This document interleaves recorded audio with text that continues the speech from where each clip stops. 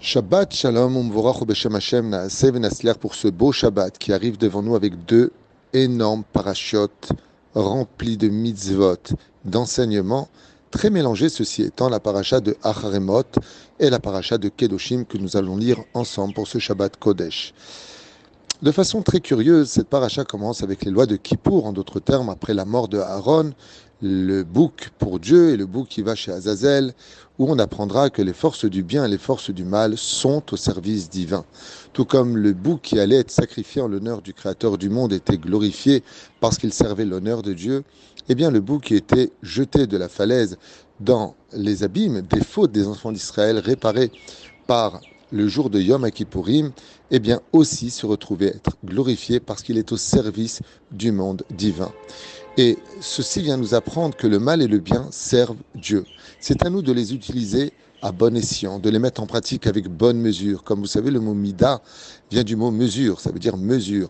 Prendre la bonne mesure de garder ce qui est mal chez moi de telle façon à ce que je garde un peu d'ambition pour la vie, que je désire mon épouse, que je désire évoluer dans ma vie. Pour cela, il faut un peu de Yetzer Hara. Comme vous le savez, le Yetzer Hara n'est autre que l'épice de notre être. Si je mets un tout petit peu d'épices, ça va donner du goût. Si je mets trop de Yetzer Hara, trop d'épices, je perds l'essence même du pourquoi de ma nourriture et ça devient inconsommable. Mais la reine, si on sait utiliser le bien et le mal avec les mesures telles que Dieu nous les a données dans l'originalité du Yetzadat Tovara, de l'arbre de la connaissance du bien et du mal, en le laissant à sa place, alors j'aurai toutes les raisons de consommer l'arbre de la vie. Ces parachutes nous parlent d'énormément de mitzvot. Mais ce que l'on peut constater de façon assez étrange, c'est que d'un verset à l'autre verset, vous devez avoir de bonnes relations entre vous, mais n'oubliez pas d'être Shomer Shabbat.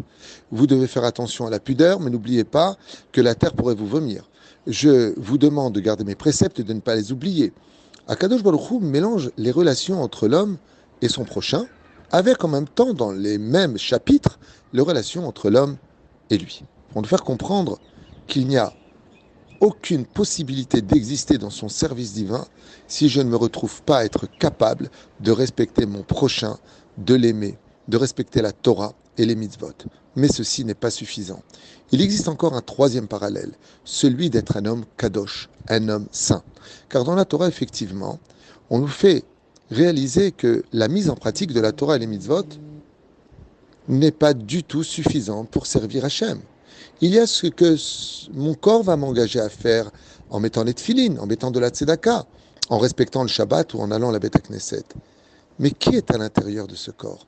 Quelle âme est à l'intérieur qui vit dans ce corps? Au point où à la fin de la paracha de Kedoshim, Akadosh Baruch Hu nous dit, si un homme convoite la femme d'un autre et que lui convoite, et qu'elle convoite cet homme, eh bien, on devrait les mettre à mort. Mais ça, si c'est convoité, c'est à l'intérieur. La Torah nous dit oui, le mal qui est en lui doit être mis à mort. Ça veut dire que d'extérieur, on voit un homme pieux, mais à l'intérieur, cet homme est complètement impur. Et le service divin, à travers le fait qu'il doit servir dans l'accomplissement des mitzvot, et non pas la philosophie, le créateur du monde, d'avoir une relation aimante et agréable, tu aimeras ton prochain comme toi-même, je suis Dieu, doit être aussi relié à un troisième point, Kedoshim, qui bat au niveau du cœur. Tout comme le cœur ne s'arrête jamais de battre, et c'est le seul membre du corps humain qui ne cesse jamais de battre, ainsi donc il est le plus important dans la Yahadout, dans le judaïsme, c'est d'évoluer chaque jour, constamment, et de prendre la vie au sérieux tel que nous l'enseigne cette paracha, qui nous dit dans la paracha de Kedoshim, de faire attention aux moindres détails, à un tel point que la Torah va prendre plusieurs versets pour nous dire, faites attention de ne pas dévoiler la nudité de la tente du côté de votre père, de votre mère, de ne pas manquer de respect des parents, de ne pas maudire les parents, de ne pas pratiquer toutes les immoralités, les débauches qui sont contenues dans la paracha de Acharemot et de Kedoshim. Ainsi donc, le Créateur du monde nous dit, hey, c'est bien d'être shomer, mitzvot et tout ce qui va avec, mais toi, t'es qui à l'intérieur? Qui se trouve à l'intérieur de toi? Qui est l'âme qui est en toi? Est-ce que tu es pur? Est-ce que tes idées sont pures? Est-ce que quand tu regardes les gens, il y a de la réelle pureté entre ta bouche et ton cœur? Est-ce que vous êtes Toho Kevaro? Est-ce que vous êtes des personnes saintes de corps et d'esprit? C'est ce que vient nous dévoiler cette paracha extraordinaire qu'on va lire en deux parachutes, Acharemot, Kedoshim, qui se suivent sur leur idéologie du service divin. mais ne pas prendre des choses à la légère, comme on le disait tout à l'heure, de l'histoire de cet homme qui a pris tout simplement un peu de neige et en a fait une boule et puis qui l'a jetée. Et sans s'en rendre compte, il a provoqué une avalanche. C'est ce que vient nous dire la Torah. Prends conscience de la gravité de ce qu'est le Lachon Hara, de regarder les choses comme la Torah le prescrit à maintes reprises. À maintes reprises. Tu ne dévoileras pas la nudité de ta belle-fille, de ta belle-mère, de ceci et de cela, non-stop. Entre nous, est-ce si grave que ça? Réponse de la Torah, oui. Mais en quoi ça fait de moi un mauvais juif? Réponse, les clipotes, les écorces qui viennent sur toi, parce que tu entraves les commandements de la Torah, feront de toi une personne, certes, pratiquante et religieuse, mais impure. Et on voit dans la Torah que tout le système de la pureté, tout le système de cette cérémonie où on doit laver nos habits, attendre le soir, aller se plonger au mikvé pour redevenir pur et retrouver le Créateur du monde, ne peut pas s'accomplir si on ne se préserve pas des choses, même légères à nos yeux ou à nos oreilles ou à notre façon de parler avec des je rigole toutes les 2 secondes, où on se délecte du mal que l'on fait parce que pour nous on fait aucun mal. Mais en réalité, on détruit des mondes. Vous savez, pour éteindre une lumière, il n'y a pas grand-chose à faire. Il faut juste appuyer avec son doigt sur un bouton. Et après, on n'y voit plus rien. Ainsi sont les conséquences de nos actes dans ce monde, au point où Dieu nous dit Vata ki arrête cette yoshvea. Si vous vous comportez comme les nations du monde, la terre vous vomira. Est-ce qu'on mérite d'être expulsé parmi les nations du monde? Tout ça parce qu'on était un peu dénudé, parce qu'on n'a pas respecté un peu Shabbat, parce qu'on a dit du Lachon Hara, à ce point-là, c'est grave? Réponse, oui.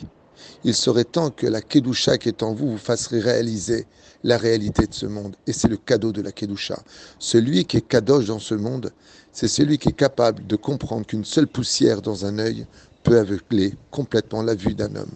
Et la reine Bezrat Hashem Sheniske, pas simplement de pratiquer la Torah et les mitzvot, mais aussi de se poser la question, qui sommes-nous, nous, aujourd'hui?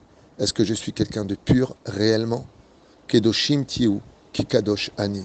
Soyez saints, parce que moi je suis saint.